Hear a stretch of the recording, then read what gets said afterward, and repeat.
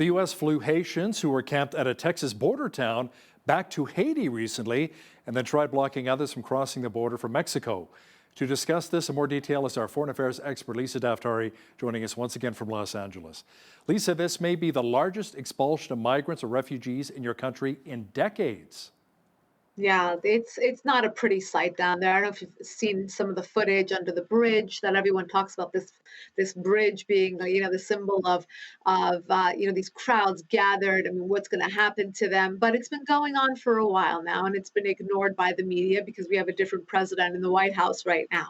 It's difficult to cover this to say that they're not doing a good job with immigration when you have a Democrat administration that promises asylum and it promises, this is, give us your hungry and you're poor and all of that. But when it comes down to practice and to logic, it's very difficult to absorb the numbers that are coming in.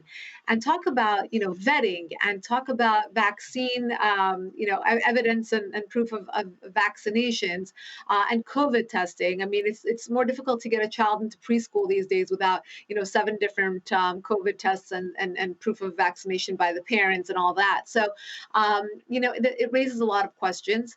I know that the Biden administration will be dealing with this for a very long time, but right now they're fixated on the Haitian crisis, the overflow into Texas by this one group. They've also been trying to get other groups from South America back over the border, but that's been much more difficult.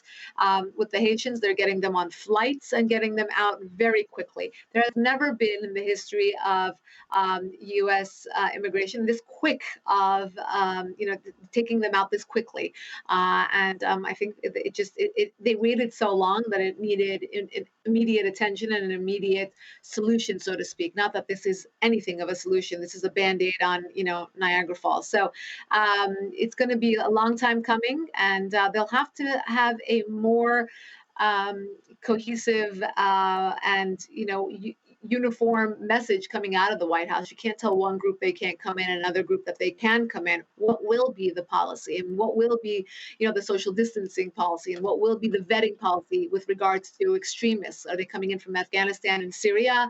Are they coming in from Hezbollah in Venezuela? Who's coming in, and what are they bringing into the country? Is it COVID? Is it worse? Is it drugs, the narcotics? All of that. So a lot of questions being raised, and it's a big issue. So a portion of the U.S.-Mexican border has also been closed off where many of the migrants have been crossing. Lisa, now we're talking about tens of thousands of people here. Del Rio's mayor says more than 14,500 immigrants were living under that bridge that you mentioned and even bathing in a river nearby.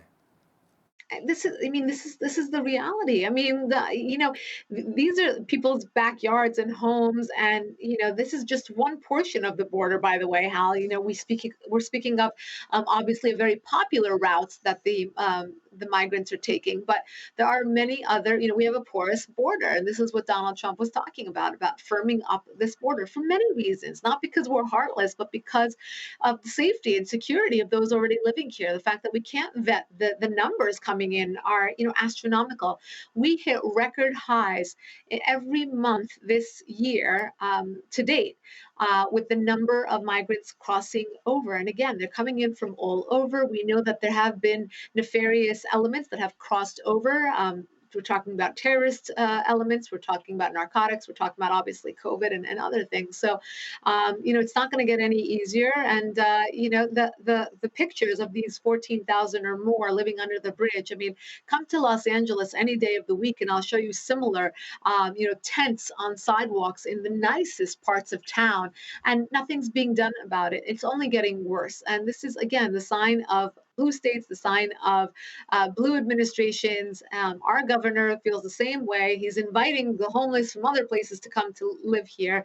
And, the American taxpayer and the American voter, some of them are getting it and some of them are not. But, this is no way for the migrants, for those who have the bleeding hearts for these migrants or for the homeless, this is no way for them to live in these poor, poor conditions. So this is not the solution by any means. And it's only going to get worse because of the policies that they're enforcing. Is it also a housing affordability issue as opposed to just migrants coming in, living in these tent cities? Both. We have a lot. We have a obviously there's mental health. There is, housing issue that's been talked about. But the city does offer here in Los Angeles. As an example, they do offer many solutions from clinics and hotels that are taken over for homeless people, and they have veterans, just services for veterans that could be much better, of course. But mental health is another huge issue. We just had another death, a murder, I should say, in the tents that are very nearby where I live. All they do is remove that tent, remove the body, and they just go back to living as usual. The police don't want to deal with it, of course. As you know, we have a very anti-police culture here as well. So the police don't want to deal with it. They don't want to look like the bad guys. And again, there's no policy to remove anyone. It's just getting worse, and it's really it's not a sanitary situation for anyone living there or living nearby. These are very expensive areas where we have taxpayers paying taxes to have this filth and needles where where children play in parks and such. So again, it's getting worse and worse, and I think that we have to have a better overall policy against or in favor of a better policy, I should say, for both immigration, and for homelessness. Lisa, Afghanistan's new Taliban rulers have allegedly closed the government's Ministry of Women's Affairs and replaced it with a ministry aimed at promoting morality and averting wrongdoing. Women's rights taking another big hit in Afghanistan. Huge. I mean, nothing surprising, right, Hal? But this is a specific issue where they had actually a ministry for women's affairs, and it's a symbolic move to remove that and to stop any organization that is in favor of women's rights, and to replace it with a morality police. Basically, that's when they pull over women for showing their toes in their sandals or wearing nail polish or being out with a male who may not be her husband, or may be out at a doctor's appointment or taking their children to school without a male escort. This is what the morality police is all about, and you can see this in places where Sharia law is enforced. For those who believed that the Taliban are going to be more moderate, more reformed, particularly regarding women, I have a bridge to sell you, because these examples show much more clearly what the Taliban is all about and how they will treat women under their rule. And there's a recent report out of Afghanistan saying that female employees in the Kabul city government have been told to stay home, and work is only allowed for those who cannot be replaced by men. Yes, imagine, right? So, imagine the number of educated women who, for the past 2 decades, have studied and worked their way up the corporate ladder and other ladders in Afghanistan, only to be told that they have to stay home because now there's a new sheriff in town.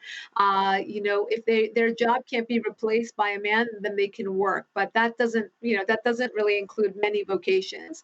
But again, this is horrific. This is the year 2021, and you hear nothing out of women's groups and people who are taking to the streets for women's marches in favor of women's rights and women's lib. What happened to these voices? Crickets. That's all you hear. When we're hearing the way in which these women are being repressed and being told to stay home from their jobs, from the universities, being told that they have to live completely differently, to dress completely differently, and there's no reaction from the rest of the world. Well, it's understandable why there have been a lot of evacuations out of Afghanistan. And Lisa, those evacuations continue. In fact, the largest evacuation flight under the Taliban left Kabul for Qatar. Tell me more about that. Yes, this is a picture to be told, because it's one of probably the last, but a very significant evacuation flight out of Afghanistan into Qatar. Qatar, as you know, has been a mediator of sorts, inserting itself into the equation on the ground in Afghanistan to say that we're going to kind of do all the housekeeping here to make things more stable. Can Qatar be trusted? Probably not. They have supported terrorism and nefarious elements in the Middle East in the past. They are known as the piggy banks of the terror organizations. And of course, they have swooped in to normalize relations and continue a friendship with the Taliban, just like they have with many other terrorist groups like the Taliban. And here we have, an evacuation flight. what I said about the Muslim Brotherhood, I'll say about the Taliban. And Qatar is the same, cut from the same cloth, where they come in and they help out and they set up soup kitchens in schools and they do things for the people. And that's how they gain the trust and the support of a segment of the population. And that's exactly what the Taliban is doing. And Qatar wants to insert itself so it does have a seat at the table when it comes to the terror headquarters that will be built in Afghanistan under the Taliban. And of course, again, Qatar will have a front row seat at that table. Now, many in Afghanistan, including a number of Americans, are in hiding as the Taliban going door to door looking for Americans and a lot of people who oppose them. Yes, we're told that there are no Americans that are left stranded. The White House doesn't like that word stranded, but that's exactly what they are. When we're having reports of Americans in hiding because they know that their life is in jeopardy if they are found and exposed by the Taliban, then they are in danger and they are vulnerable to the Taliban and the situation. So we are told that there are still a number of Americans, and not only Americans, but allies and Afghanis who are in hiding because those people have helped or have been in cahoots with or did research or translating or did some sort of work for the Americans or the allies and now are also in hiding. So we think about the Afghan people as well. And these are the stories that have to be told because we know that the reality on the ground is not just, peachy keen. We know that these people are in hiding because the Taliban is brutal. They're going door to door and they're hoping to find these people and to make examples out of them. French President Emmanuel Macron will be chatting with your president, Joe Biden, over a crisis involving submarines. Can you explain? Yes, the French feel very snubbed by President Biden and the United States, of course.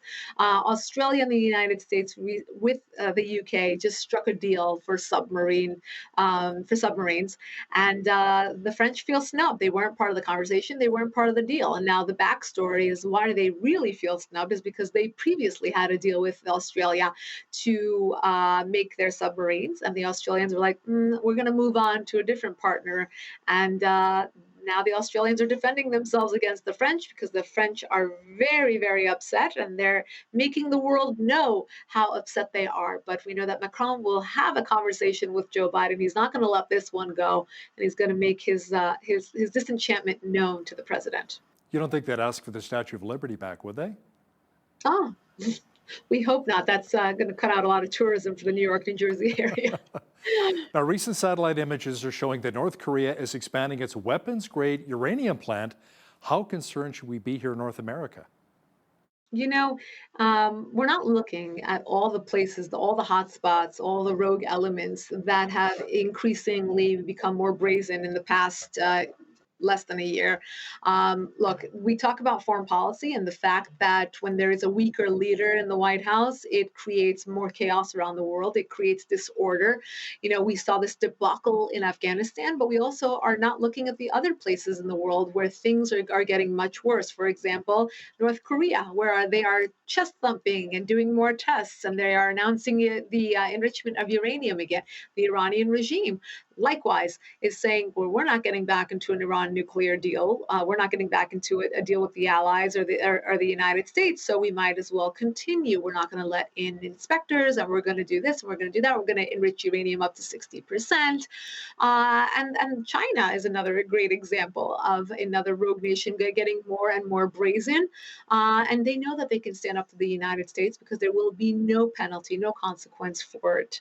Our foreign policy is not going to change. If anything, it's going to become more lenient in a sentiment to appease and to make friends in a different way, to use quote unquote diplomacy, which never works with these rogue elements. But yes, we should keep our eyes on these stories, as particularly North Korea, which we don't know much about. There is no transparency. There is no media coverage. There's nothing we know about North Korea other than the satellite images and what we are able to ascertain from them. Our foreign affairs expert, Lisa Daftari, joining us once again from Los Angeles. Thanks so much, Lisa. My pleasure.